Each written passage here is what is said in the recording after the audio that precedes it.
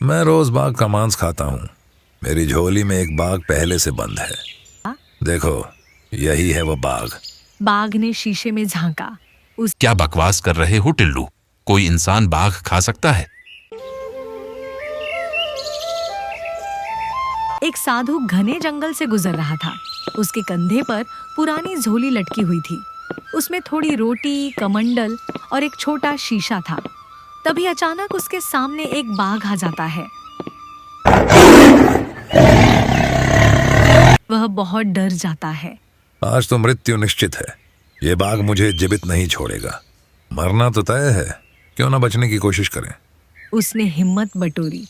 जैसे ही बाघ पास आया, उसने जोर जोर से तालियां बजानी शुरू की और नाचने लगा। बाघ ठिठक गया। उसे बड़ा अजीब लगा। बोला, ओए बुड्ढे, तेरा दिमाग खिसक गया है क्या? नाच क्यों रहा है? हल्के में ले रहा है क्या? साधु मुस्कुराया और बोला, मैं रोज बाघ का मांस खाता हूँ। मेरी झोली में एक बाघ पहले से बंद है, लेकिन वह मेरे लिए कम है। मुझे एक और बाघ चाहिए था। अच्छा हुआ तुम खुद ही मेरे पास आ गए। बाघ थोड़ा डर गया, लेकिन उसे यकीन नहीं हुआ। बोला, अरे बाप रे, ये क्या कह रहा है? ये इंसान है या कोई राक्षस? अच्छा, तो चल मुझे अपनी झोली वाला बाघ दिखा, वरना यहीं तेरी कब्र खोद दूंगा। ठीक है, अभी दिखाता हूँ, लेकिन तुम भागना मत।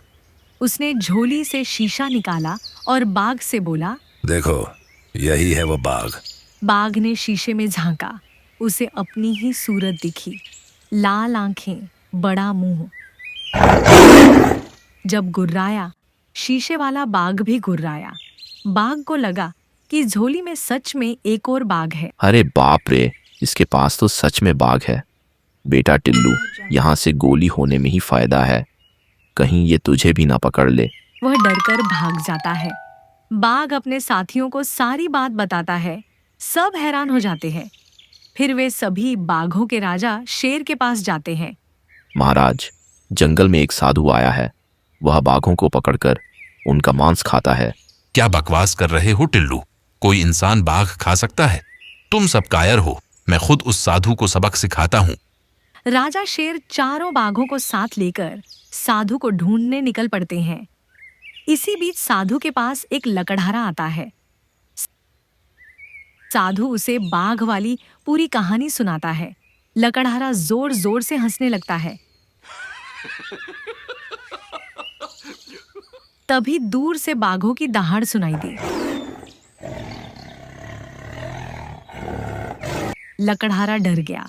उसने कुल्हाड़ी फेंकी और पेड़ पर चढ़ गया। साधु को चढ़ना नहीं आता था, तो वह पेड़ के पीछे छिप गया। देखो, पहले एक साधु था, अब दूसरा भी आ गया। एक नीचे छिपा है और एक ऊपर।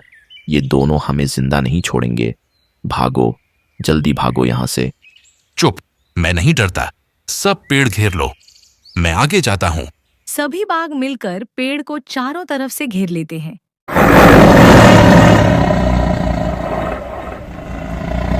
उनकी डरावनी गुर्राहट से पूरा जंगल गूंजने लगा। अब छिपे साधु और लकड़हारे को बचने का कोई रास्ता नहीं दिख रहा था।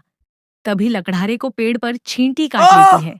दर्द से वह तिलमिलाया और धड़ाम से नीचे गिर पड़ा। साधु ने उसे गिरते देखा तो जोर से चिल्लाया, अरे, बाघ के सरदार को पकड़ लो, जल्दी, ये भाग न जाए। धड़ाम की आवाज और साधु की चीख से बाघों का सरदार डर जाता है। उसे लगा कि साधु सच में बाघों का शिकारी है। वह उनके पैरों भाग जाता है। बाकी बाघ भी डरकर सरदार के पीछे भाग जाते हैं। साधु और लकड़हारा दोनों बच गए। लकड़हारा बोला, साधु महाराज, आपकी बुद्धि और साहस ने आज हम दोनों की जान बचा ली। साधु मुस्कुराए और बोले, बेटा बुद्धि बल से ज्यादा ताकतवर होती है। ये कहानी आपको कैसी लगी? हमें कमेंट करके जरूर बताएं।